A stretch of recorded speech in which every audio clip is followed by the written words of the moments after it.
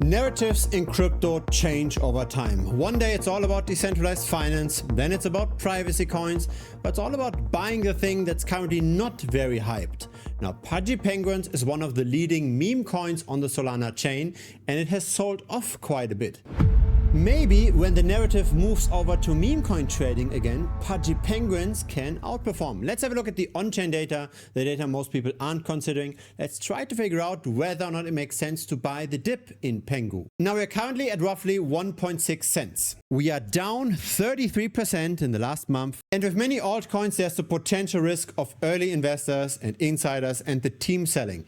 And Pudgy Penguins isn't that different. Pengu is not just a meme coin that got launched with fixed supply. Instead, the team has 18%, 12% is owned by the company, and there's a few other allocations that are about to unlock. We're going to talk about the vesting schedule in more detail in a minute. But first, let's have a look at the momentum. Now, this is Pudgy Penguins just in US dollars. This is a chart that most people look at. And yes, Pengu did top out at very similar levels. And the question is, will it also bottom out at the prices of April of this year? If the answer is yes, we might still have another 80% potential loss from here. Now here's a chart that I think is more useful. This is now Pengu relative to Solana. Now Pudgy Penguins is traded on the Solana chain, and so a lot of the liquidity is bound directly with Solana. And here we can see that the trends are a bit more consistent, as in the sell-off that started at the end of July of this year tends to be rather gradual and constant. So far, we went down by 60% relative to Solana. Pudgy Penguins used to be the largest meme coin on the Solana chain. Then came the Trump token, which since launch also sold off quite a bit, but Pudgy Penguins sold off more, so it's now the third largest Solana meme coin. And so really the question is always, how much lower can we go? At what point is the risk to reward worth it? Pengu topped out at 2.7 billion market cap and it bottomed at 260 million. Have a look at Bonk. This is the second largest meme coin on Solana. That topped out at 4 billion and is currently at 1. Now have a look at Fartcoin. That topped out at a very similar level to Pengu. So that's 2.1 billion. And that bottomed also at around 200 million market cap. Which again, all those numbers tend to align, right? We are currently at 1 billion. The worst case would be Pengu at 200 million, an 80% drop. But I've got my doubts that Pudgy Penguins will fall to the 200 million. Because especially if market makers own a good share of the token, they might want to increase volatility. Because volatility means more attention, it means more trading volume, and that means a better exit opportunity for those holdings. Very often we see people starting to bet on falling prices when unlocks happen. And that's an opportunity for the market makers to take the opposing trade. So when retail is going short, the market makers go long and then they buy up the token on the spot market, pushing all those short investors out of the market and making money with those liquidations.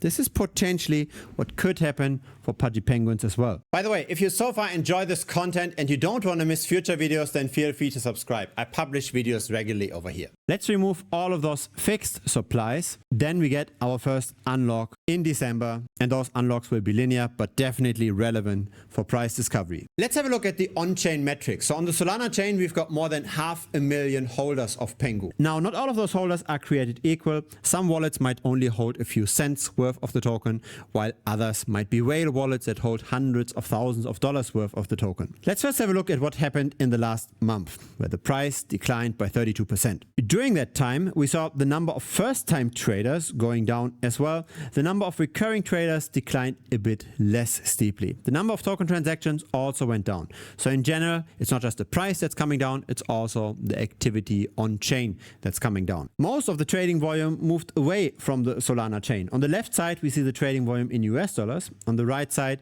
we see that normalized to 100% and split up across different wallet sizes. We can clearly see how Pengu is nobody's darling anymore. On the left side, we see the number of retail investors. So the number of wallets that have at least 65,000 tokens. That's roughly $1,000 worth of the token. In the middle, it's $10,000 worth of the token. On the right, it's $100,000 worth of the token. All wallet cohorts tend to rather offload Pengu. And that, of course, has an impact on the price development as well. But maybe there's going to be a short squeeze. If we have very consistent underperformance and many people are betting on falling prices, the market makers might be incentivized to buy up the supply. or to push out all of those pessimists. Now in the last 24 hours, we only saw 29 million worth of trading volume on Pengu. That's on the spot market. But on the perpetual futures market, we saw way more than that, 113 million worth of trading volume. And so have a look at what happened in the past. Pengu tended to underperform, then more and more people were betting on falling prices, and then we got a short squeeze. So this is when there's more short investors than long investors. This is when the funding rate turns negative. That short squeeze then led to a lot of attention and to a lot of acquisition by the retail investors.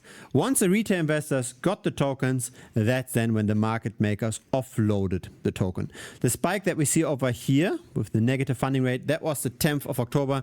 That's when many altcoins saw a temporary flash crash where the long investors got pushed out of the market. Now currently we don't see as much short interest. If the funding rate was very negative, that would be great for the price because that would then incentivize market makers to buy up the token. Unfortunately, we are currently not there. Here's the open interest on Pudgy Penguins.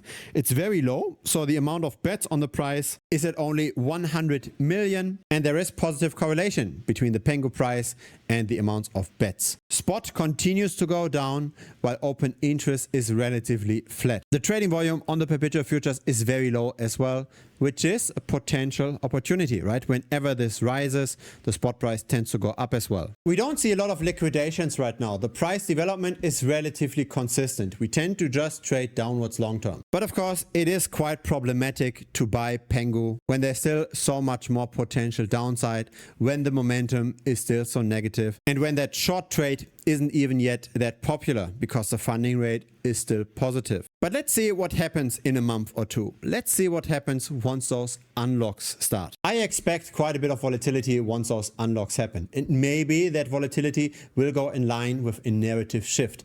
Maybe at that point, privacy tokens won't be that big anymore. Maybe then meme coins will see a comeback. If it's your first time here, feel free to subscribe. I publish this regularly. A like would be very much appreciated as well. It helps the channel grow. See you also in premium. There's a link to the premium membership directly over here. Just click on that, or see you next time, of course, in YouTube. Cheers.